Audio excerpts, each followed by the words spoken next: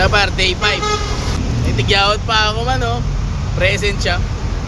Punas-punas muna ako dito. Ayan, para gwapo yung motor ko, par.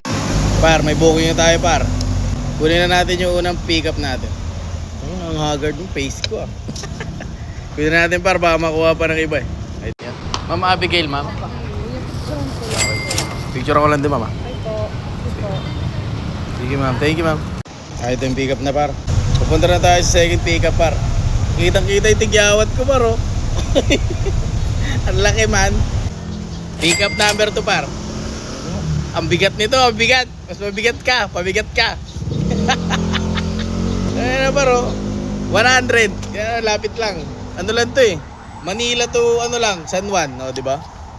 Basic lang, Balete Drive. Irod pala yun, Irod. Ayaw na nila alam mo par ng ano, tawag na ito. Magpadagdag, dalawa lang book na nakuha ko. Tapos walang priority. Mamaya papayag niya pag gabi na. Hindi mo di. Hindi pwede yung ano, 5 booking. Buraot. Atid ko na ito par. Isang Valencia, tapos isang yung Balete Drive, di ba? Isang Balete Drive tsaka isang Irod, di ba? Ang napaldo. 200 plus agad, basic. Sa lapit lang, di ba? Waiting, par. Unang drop off dito sa may Gilmore. Tingnan mo, nasan ako, par.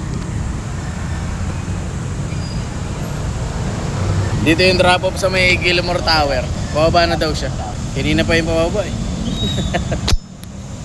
Waiting na naman ang bida. Ma'am, lalamove? Lalamove?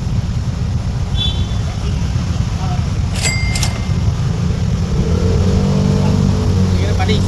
Drop off na, par. Punta na tayo sa second booking. Na paldo. Dapat pabayaran niya 106 lang. Binayad niya 136. Mukha ba ako mahirap? Parang mukha ako mahirap. Ito yung drop off ko. Ito yung parking nila. Tapos sa drop off. Ang arte. Okay na, par. Waiting na tayo ng pangatlong booking pa Manila naman. Pabalik-balik lang ako, eh. Manila, QC, Manila, QC. Pero taga QC ako. Tignan mo ang layo, par, oh. Tignan mo naman, oh, kung gaano kalayo. Dito pa magpa-park. May booking na tayo, par. Pangatlo, tawag na ito, Farmers Cubao to Malate, di ba? Target na lang tayo ng priority. Kanina nakalagay 131 plus 26, pero di ko alam bakit 183 siya ngayon, di ba? Bait ni Lord. Kunin ko na to, par. Baka ma-deliver pa ng iba, eh. Waiting na naman yung bida, par. Palabas na raw sila. Andito ako sa may farmers market. Kulit tayo na farmers, pero itong pipick upan ko puro mangingisda. Puro isda to, eh. Dapat to fishers. Sa likod ko, par, farmers talaga to. Kasi puro halaman dyan, eh. Yan, dyan. Ito na siya, par. Ayan na, par, salmon. Pwede ba ako kumurot dyan, par? Sir, naka-video ako, sir, ha?